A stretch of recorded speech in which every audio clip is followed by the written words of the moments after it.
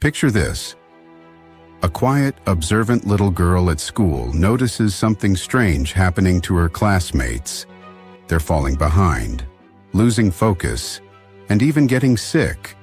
And she's the only one who dares to ask why. What she finds out shocks everyone and ends up causing an uproar that no one expected. Stay tuned to find out how one young girl's courage sparked a movement that changed her school forever. But first, I would like to thank you all for your support. Liking the video and subscribing to the channel really helps me out in this time of need that I'm going through. Willow Creek Elementary was a place most parents were proud to send their kids. Clean classrooms, dedicated teachers, and a curriculum that promised to give students a bright future. But on this ordinary Thursday morning, 9-year-old Mia Carter, a quiet but thoughtful girl, began to notice something strange that no one else seemed to see. Mia was known for her observant nature. While most of her classmates hurried through their school day, Mia took her time, noticing the little things. She noticed how the classroom plants were drooping, even though her teacher, Ms. Kim, had just watered them. She noticed her best friend, Leo, who was usually full of energy, looked pale and tired. And she noticed that more and more of her classmates seemed to be losing focus, constantly rubbing their eyes or even falling asleep at their desks. At first, Mia thought it was just a coincidence. After all, kids get tired, and it was nearing the end of the school year, a time when everyone was feeling a bit worn out. But as the days went on, things only seemed to get worse. Her friend Abby, who loved math, began complaining of headaches during class. Leo, who was normally at the top of the class, missed school twice in 1 week because of not feeling well, as his mom told her. More and more students were showing up late, dozing off, or asking to go to the nurse. Mia couldn't shake the feeling that something was wrong. Her classmates were starting to struggle, and no one seemed to be asking why. So, during recess, she decided to share her concerns with Ms. Kim. "Ms. Kim," Mia started hesitantly, tugging on her teacher's sleeve. "Do you think something's wrong with our classroom? Like, why is everyone so tired all the time?" Ms. Kim smiled kindly, but her expression was dismissive. "Oh, Mia, it's just the end of the school year. Everyone's feeling a little run down. Don't worry too much, okay?" Mia nodded, but the answer didn't satisfy her. She knew there had to be something more to it. So she decided to keep an eye on things herself. Over the next few days, Mia started jotting down notes in her notebook every time a classmate seemed sick, sleepy, or uncomfortable. She kept track of the days, times, and even noted that some students complained about the air being stuffy or smelling weird. Then, one afternoon, while sitting quietly at her desk, Mia noticed a faint, strange smell in the classroom. It was almost metallic, like something was burning. She looked around to see if anyone else had noticed, but most of her classmates were already half asleep, heads resting on their desks. Mia decided to go to the source, the air vent near the window. She leaned in close and took a deep breath. And that's when she realized the smell was strongest there. She felt a twinge of panic as her mind raced through the possibilities. Could something in the air be making everyone sick? But what could it be? And why hadn't anyone noticed? The next day, Mia's suspicions grew even stronger.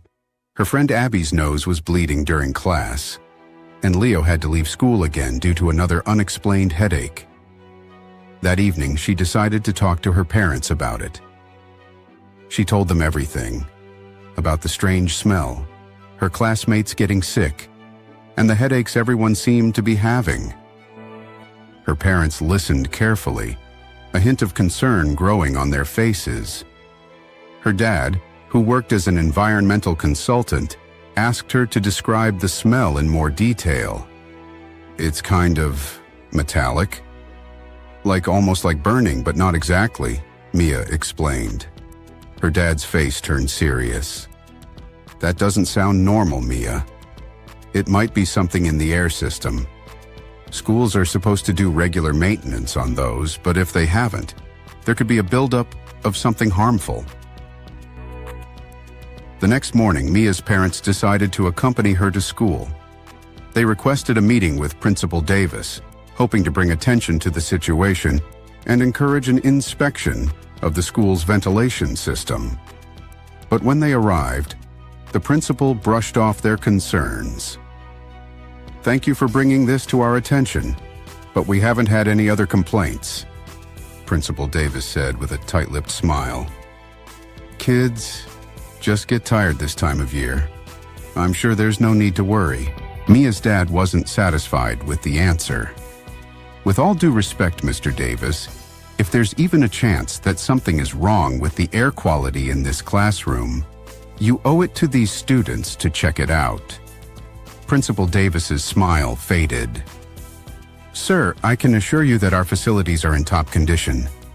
Perhaps Mia is overreacting. Children do have active imaginations after all." Mia's cheeks burned with frustration and embarrassment. She had hoped the adults would listen, but instead, she was being dismissed as a child with a vivid imagination. But Mia's parents weren't about to give up. That night, her dad reached out to an environmental testing company he worked with.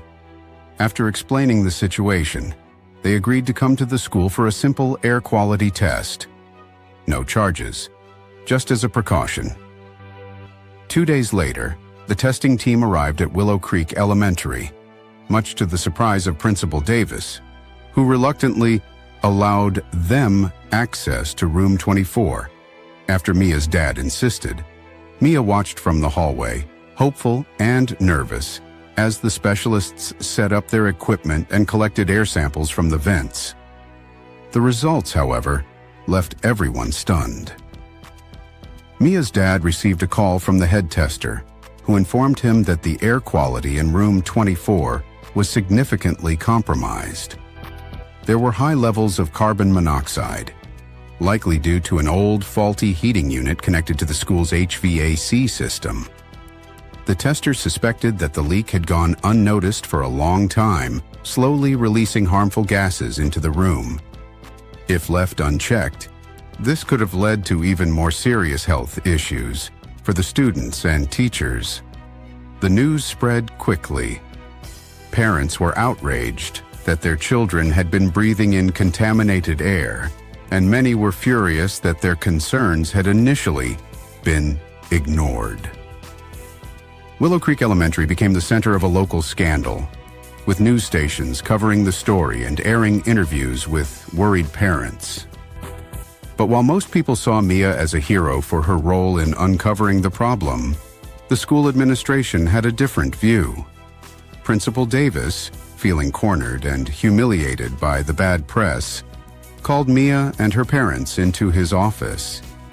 Instead of gratitude, they were met with cold anger. "Mr. and Mrs. Carter," Principal Davis began, his tone icy, "we have serious concerns about the way this situation was handled.